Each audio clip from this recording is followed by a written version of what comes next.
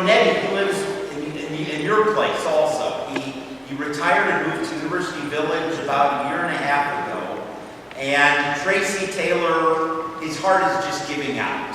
So he was in intensive care up at the VA.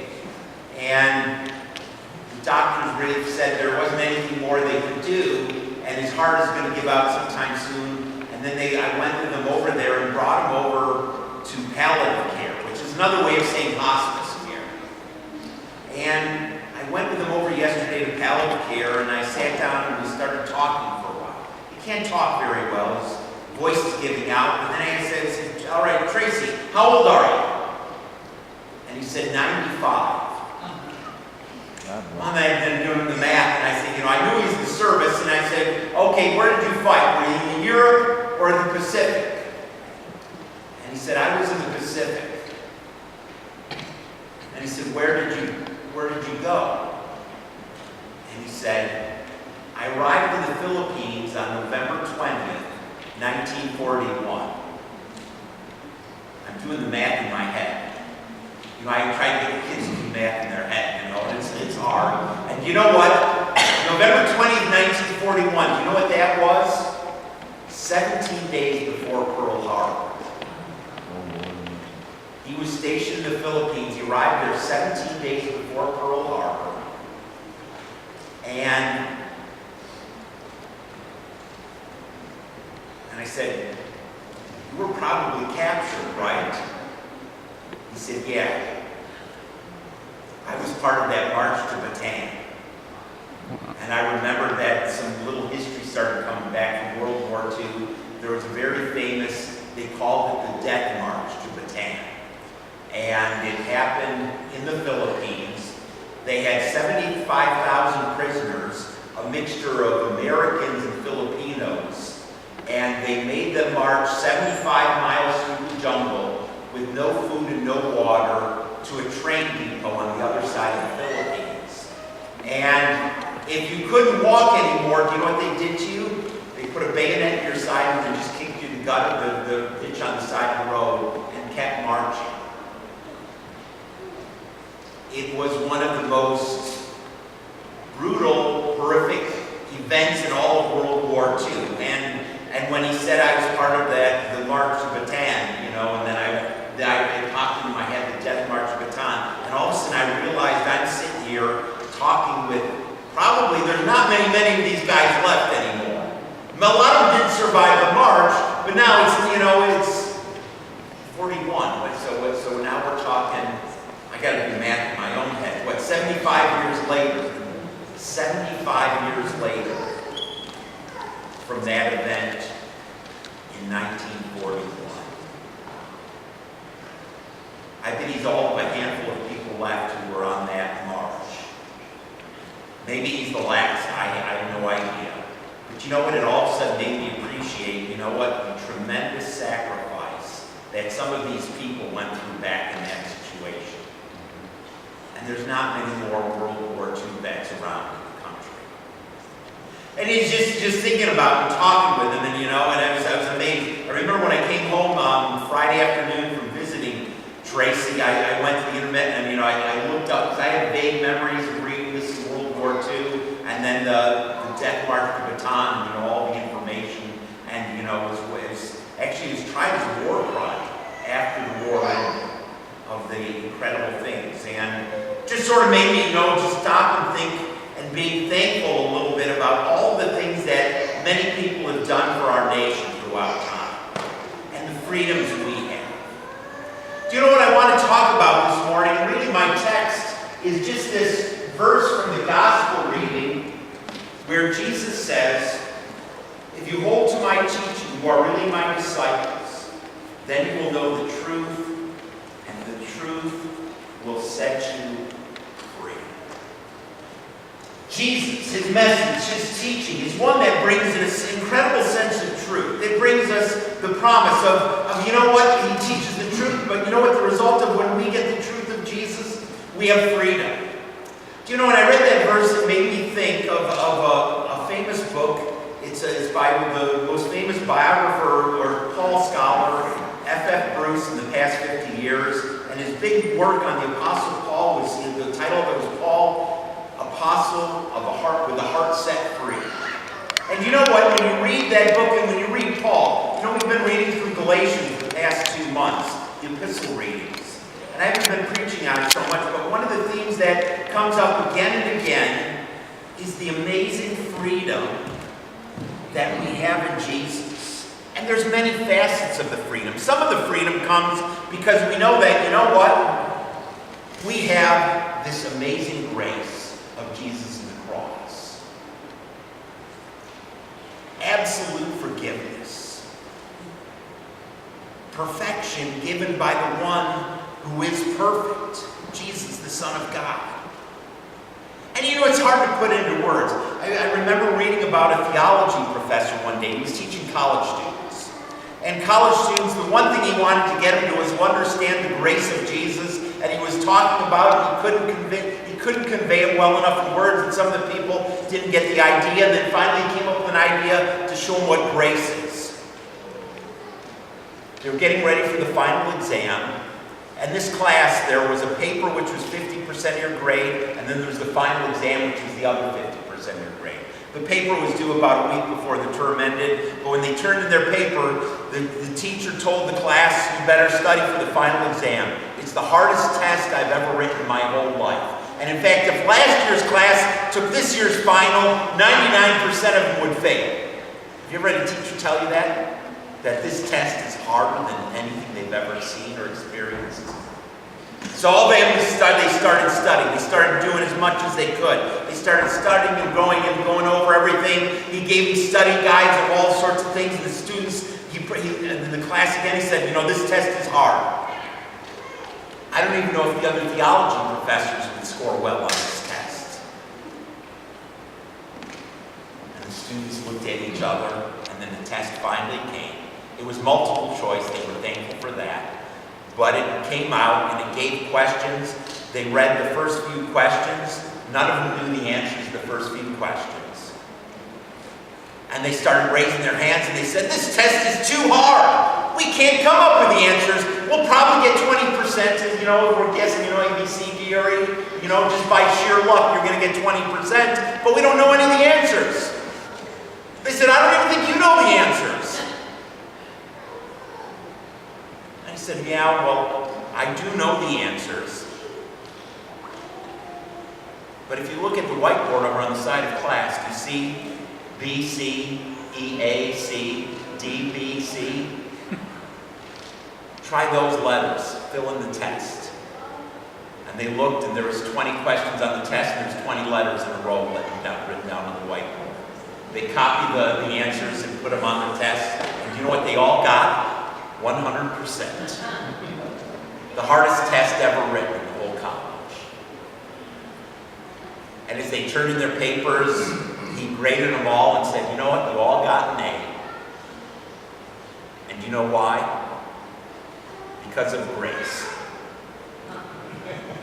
You got perfection. You didn't deserve it, you didn't know it. But that's grace. That's what Jesus gives on the cross. Do you know, the one thing is that Paul, his life, before Jesus spoke to him on the road to Damascus, his life was a mess. It was a shambles. He had problems. He had issues. He was persecuting Christians. He was denying Jesus. And yet Jesus spoke to him on the road. But the amazing thing, he knew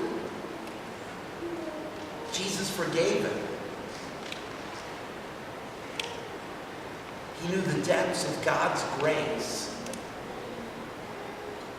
and the forgiveness that Jesus brings us.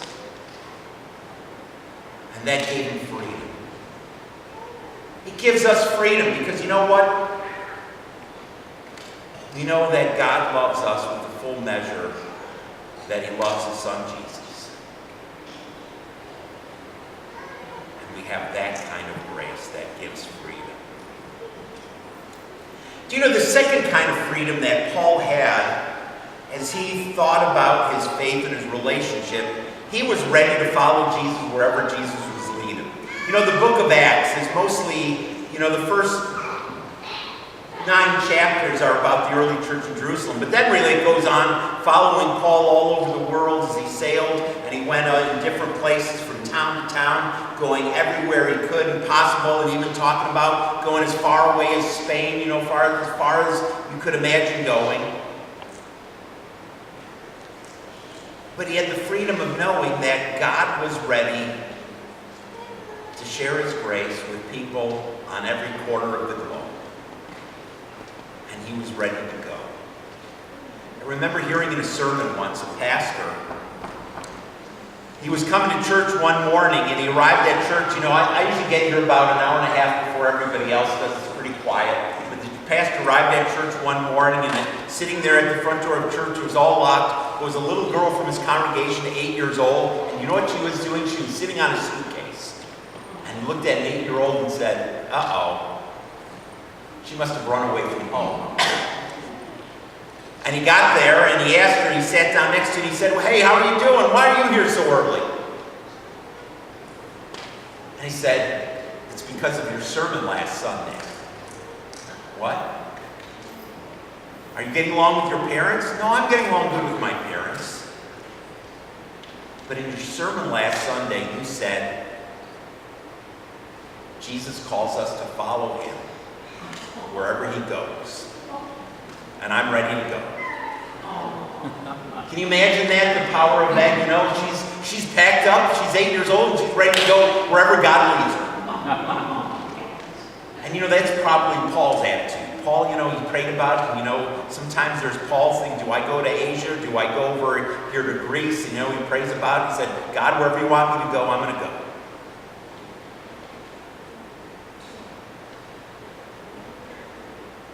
Part of the freedom we have as the people of God today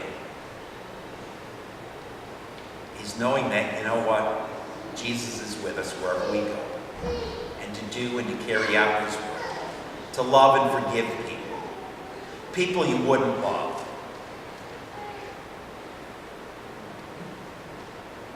Wherever you go, Jesus makes the promise, I go with you. And he wants us to have that kind of freedom. And that promise, and that blessing. And the third kind of freedom that Paul had, he didn't have fear of any situation. He was rather fearless. When you read his life and his going on, he was shipwrecked, he was imprisoned many times, he was beaten, he was bitten by a poisonous snake, he had all these things happen, and he wasn't terrified of anything. He knew that, no matter what's going on in the world around me, Jesus is there, and Jesus is bigger than any of my problems.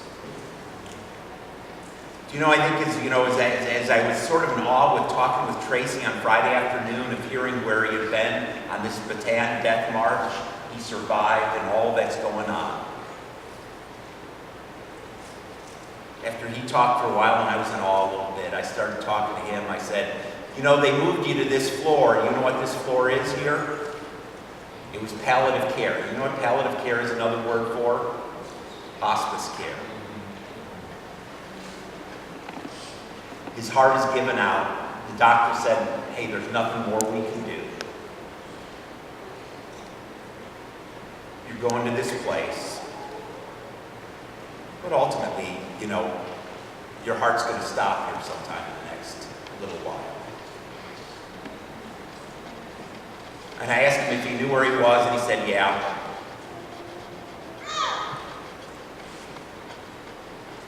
And I said, the one thing is, one of these days, Jesus is going to come and take your hand and take you to heaven. I'm not sure when it's going to happen. But Jesus makes that promise.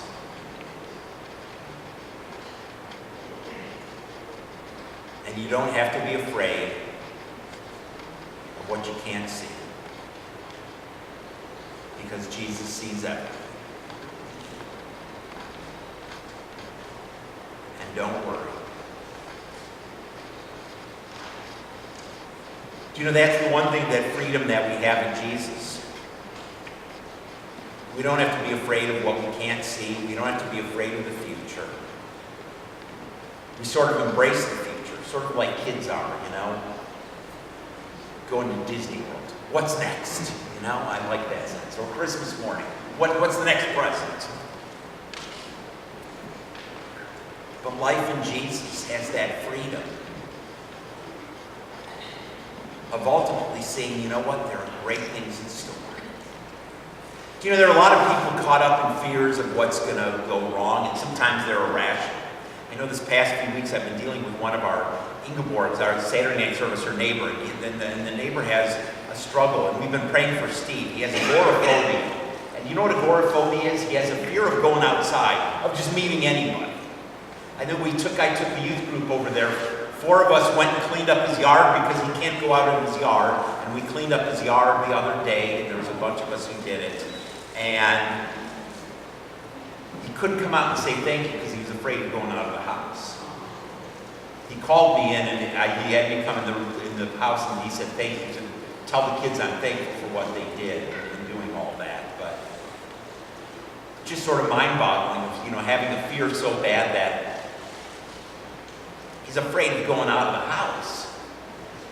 The kids, you know, we were talking about in the car ride back from his house, the teenagers said, you know what you should start doing? You should start doing FaceTime or Skype. You know what, that'll get him out of, get sort of, you know, how to desensitize him. The kids were very bright on that, you know, just thinking about how do you get him out of this doing.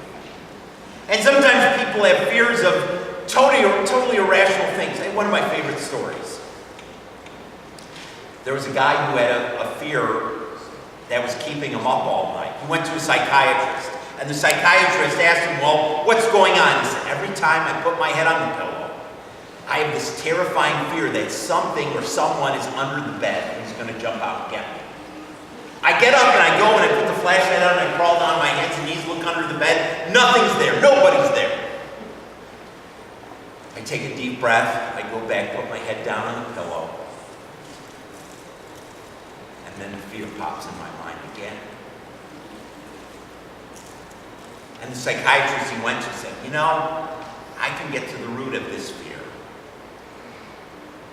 It'll probably take about 2 years, once a week appointments. He said, how much do appointments cost, every appointment? $100. This guy started doing the math in his head. He said, once a week for 2 years at $100, that's over $10,000. He left the psychiatrist's office disappointed. He didn't make another appointment. But yet 6 months, the psychiatrist ran into him at a restaurant and said, Joe, you never came back. And he said, my fears, they're gone. And it cost me only $10. What happened? Well, I left your place discouraged, disgusted, and afraid. I stopped at a bar on the way home, and during the second drink, the bartender asked me, what's got you so low? I told him I'm afraid of something under the bed. He said, go home and chop off the legs of your bed and you'll sleep fine.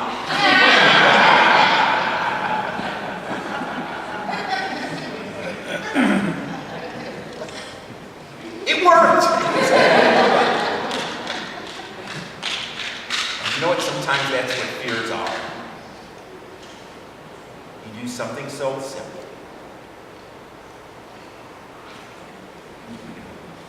But the freedom and the liberty that Jesus gives us in Christ